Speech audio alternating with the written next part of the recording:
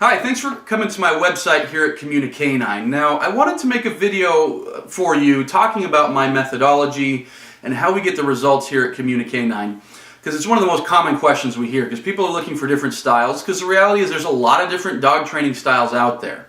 And so I'm often asked, what method do you use or what philosophy do you prescribe to? And the reality is, I don't have any one method that I say, okay, this is my method. Sometimes the best way to explain what my method is to explain what it is not. And the way that I often explain that is by talking about the two typical types of trainers that you're going to find anywhere, and especially here in Utah as well. You've got what I call old school dog trainers. Now, old school dog trainers are the kinds that, maybe you're familiar with this kind. It's the kind of training that was very acceptable 30 years ago, 40 years ago, even 20 years ago, even 15 years ago when I got started training myself. It was very harsh and heavy-handed, yelling, hitting, screaming, being very kind of over the top with the dog. And the reality is you can get some results with that training. I know it's sad to say, but you can. The problem is the side effect is no good. The side effect is that your dog, you lose character, you lose a lot of relationship with the dog, and you don't get to the level of training that most people want. And so the sad fact is there are several dog trainers here in the Utah area that are old school dog trainers that use these harsh, heavy-handed techniques. And like I say, it's just not okay. Now, on the complete polar opposite side, there's this, what I call new school trainers, that are, another term that I use is treat trainers, that they use treats for just about everything. Now, treat training, in my opinion, is just as damaging as old school dog training. The reason why is because it fosters a really bad relationship between a dog and an owner. At the end of the day, really what I want out of my dogs and for my clients' dogs is the dog is obedient to them. You're not obedient because they've got a piece of hot dog in their pocket or obedient to a treat, but obedient to them. And the problem that almost everyone runs into with treat training is it has a very low ceiling of results. What I mean by that is dogs will learn with treats. I mean, anyone can teach a dog to sit or lie down with a treat or to come with a treat. In fact, dogs can learn actually fairly quickly with treats. The problem is the results are pretty lousy. I mean, there's so many things in this world that are more interesting than a treat to your dog. And so I've got so many clients who have gone through obedience classes or have gone through other trainers and they've done treat training. And the most common thing I hear across the board is, yeah, my dog's obedient as long as I'm holding a treat, or my dog will sit if I have a treat, or, I paid, $200 to go to this class and all my dog does is sit for a treat. And so I always ask people, okay, your dog will sit for a treat. What about, when somebody comes to the door and you want your dog to lie down instead of jumping all over that person? What do they care more about, jumping on the person or a treat? 9 times out of 10, they'd rather jump on the person. Or you're outside in the front yard and a cat goes running across the street. If you've got the opportunity to say, okay, come to me for a treat or go chase the cat, what's your dog going to do? And most people, yeah, my dog's going to chase the cat. And those are just a couple examples. All I care about at the end of the day is, do we have results with the dog? Is my dog obedient when he needs to be? And treat training just is not going to achieve that. You're not going to get that high level of obedience that most people really want with their dog. If all you're looking to do is get your dog to sit for a treat, one of those classes is fine. But if you want, real obedience to where your dog comes when called no matter what, your dog stays when told even when someone's ringing the doorbell or there's other dogs around or there's kids running around the house, or if you need your dog to walk properly on leash or off leash, even when there's other distractions and dogs and kids and bikes and cats and all that stuff, treat training just isn't going to cut it. And so my approach, I call it a stabilized approach, to where I do borrow from both of these styles, but I borrow what I feel is the best of both of these styles. And what that is, I borrow from the old school to where I do use corrections. I'm not going to shy away from that. I believe that any humane and effective dog training program should use corrections. It's only natural. Dogs correct each other. In fact, dogs can be pretty rough in how they correct each other. But it's a natural style of learning for the dog in how they correct each other. But I want to make sure my corrections are humane and fair. In fact, the way that I always describe it with my clients is I give them the example of the speeding ticket. The speeding ticket is, let's say you're driving down the street and you get that brand new Ferrari.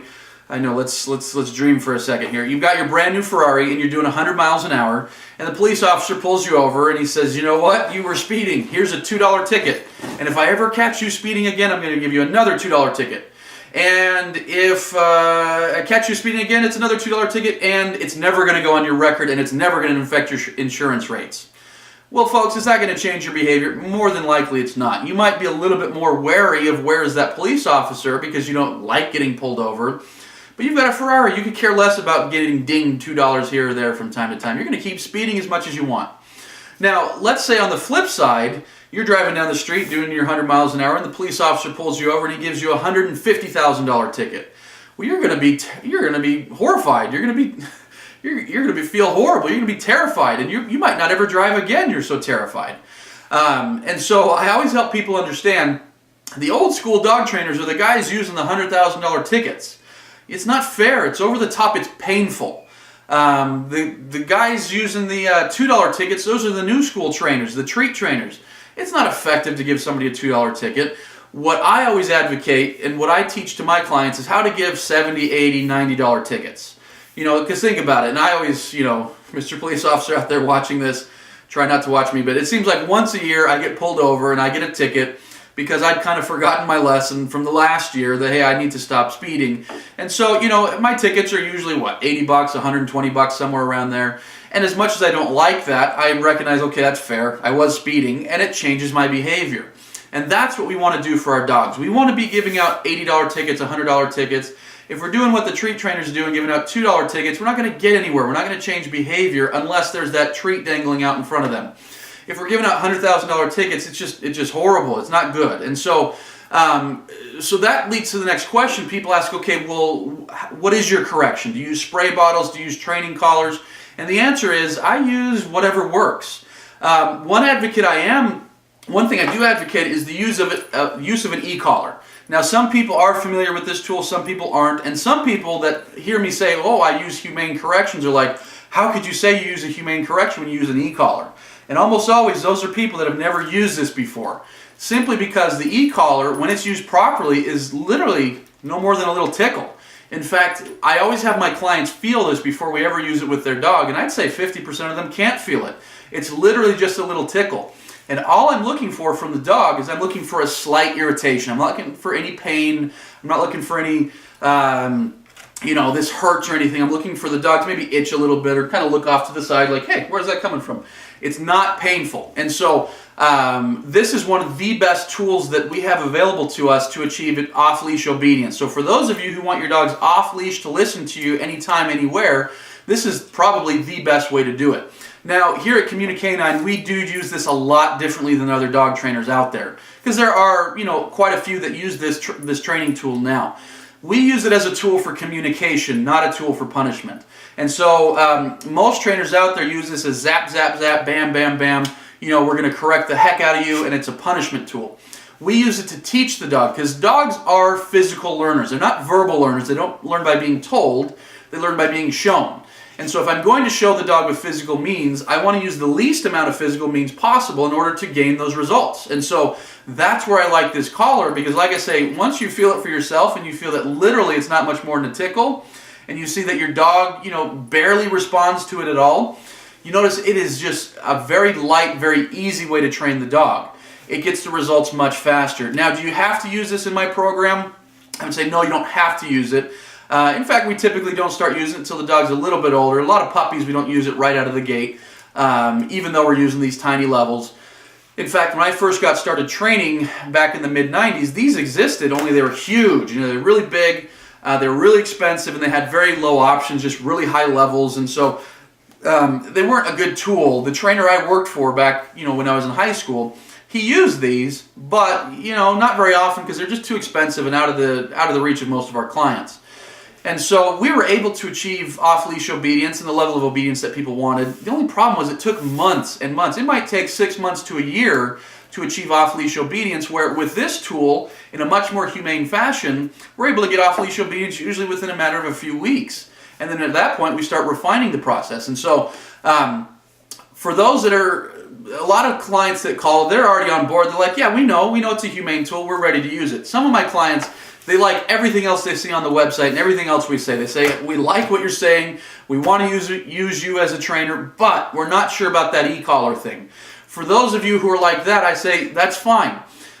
Don't purchase one up front. let me or let one of my trainers bring it out to you in our first session. You know, when we start getting to work, we'll have you feel it. We'll show you how it works. We'll teach you how it works with the dog, and we'll show you how your dog responds to it. If you like it, great, go ahead and invest in one. If you don't, that's fine. We'll go a different route. It's just going to take longer. It's going to be a little bit harder. It's going to, it's going to take more to get to your desired result, but we can do the training either way. So I wanted to show you this up front because I don't like that some trainers hide behind this. You know, they say, here's your training cost, and that's it. And then later they're like, you need to buy an Ecollar or something like that. I wanted to show you this up front, and I wanted to be up front because there's a lot of people that say a lot of bad things about this who have never used this before, who don't realize that when it's done properly, it is the absolute most humane way to train a dog.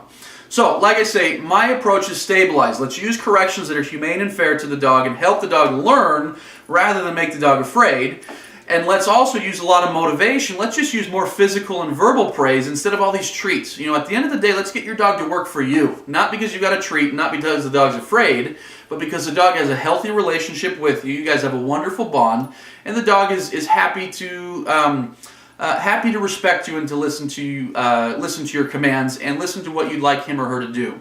And so, thanks for coming to this site, and please let us know if you have any other questions.